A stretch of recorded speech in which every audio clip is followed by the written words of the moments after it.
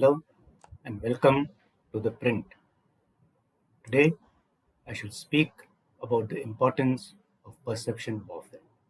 India's Operation Sindoor and Israel's Operation Rising Lion have much in common in that both were actions to neutralize future threats. The similarities end there. While India focused only on terrorist infrastructure and military installations, Israel went further and struck key figures in the political and military hierarchy as also nuclear scientists who are technically non-combatants in the safety of their homes.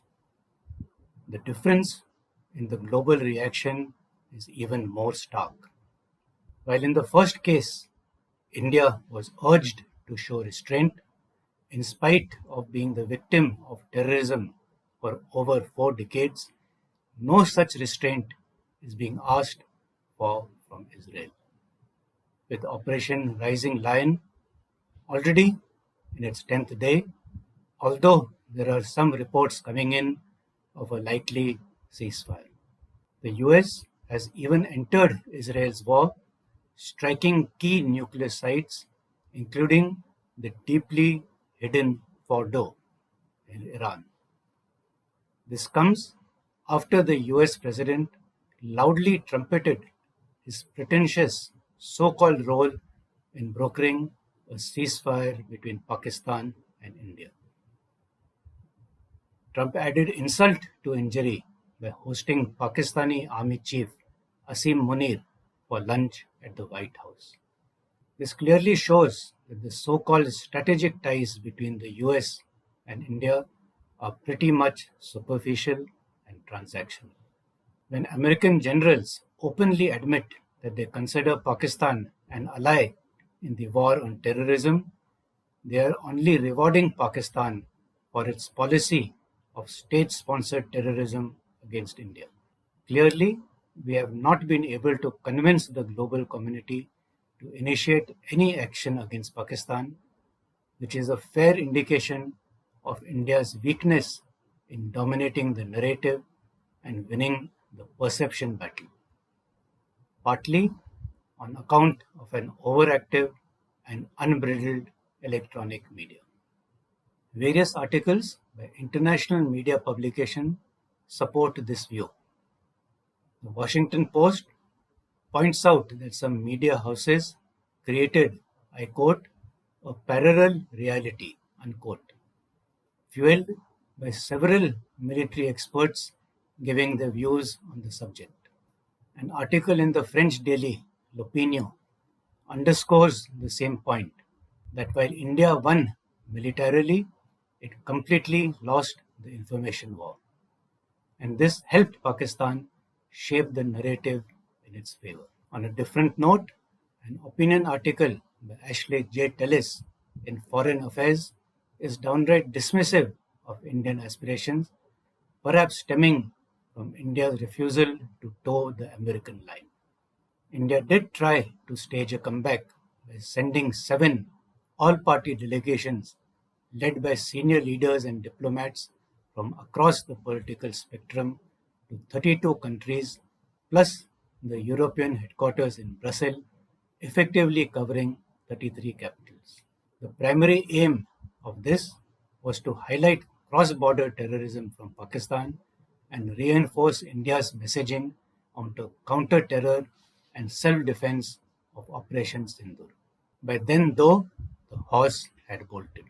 China's 3 warfare strategy.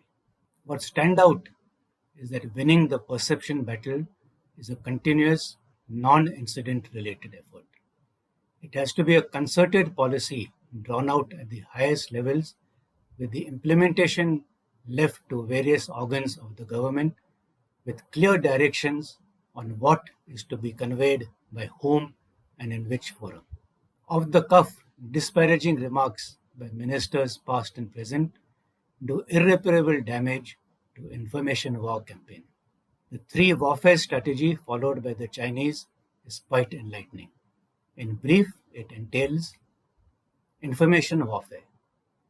This facet involves shaping perceptions through controlled narratives disseminated via state owned media, diplomatic channels, and global platforms.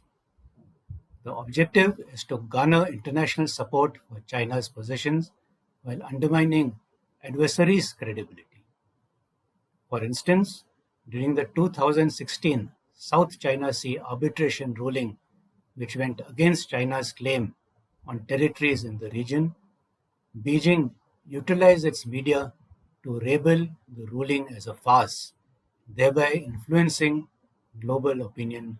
Secondly, psychological warfare. Psychological tactics aim to demoralize and destabilize opponents by exploiting their fears and uncertainties. This includes the use of disinformation, threats, and historical references to induce doubt and hesitation. During the 2017 Doklam standoff, China invoked memories of the 1962 border conflict to intimidate India, though totally unsuccessfully, in an attempt to sway public sentiment and political will. Legal warfare involves leveraging international laws and norms to legitimize own claims and actions and delegitimize those of the adversaries. By framing its territorial claims and military activities within legal arguments, China seeks to gain diplomatic and legal advantage, as was evident when it dismissed the 2016 South China Sea ruling by the Permanent Court of Arbitration, portraying itself as a defender of international law. What should India do? Apropos, projecting the country's image on a variety of issues is a long term strategy covering a range of issues which cannot be evolved overnight or limited as a response to a terrorist related incident. That we have not succeeded in isolating Pakistan makes it imperative for India to have its own version incorporating, firstly, integrated strategy development, that is, to develop an integrated strategy that combines military readiness with robust information and legal capabilities. This includes enhancing cyber capabilities, strengthening legal frameworks, and improving credible media outreach to counter adversarial narratives. Secondly, psychological resilience. Building psychological resilience within the armed forces and the civil population is crucial. Sadly, the Indian public is prone to mass hysteria, a negative trait that is often exploited by our adversaries. Training programs that focus on information warfare and psychological tactics can prepare the public to respond effectively to adversarial strategies. Thirdly, legal preparedness. India should strengthen its legal apparatus to challenge adversaries' actions in international forums. This involves training diplomats, defense attaches, and legal experts to navigate complex international laws and norms effectively. Fourthly, public diplomacy. Engaging in proactive public diplomacy can help shape international opinion in India's favor. This includes transparent communication, strategic media engagements, and participation in international forums to present India's perspectives.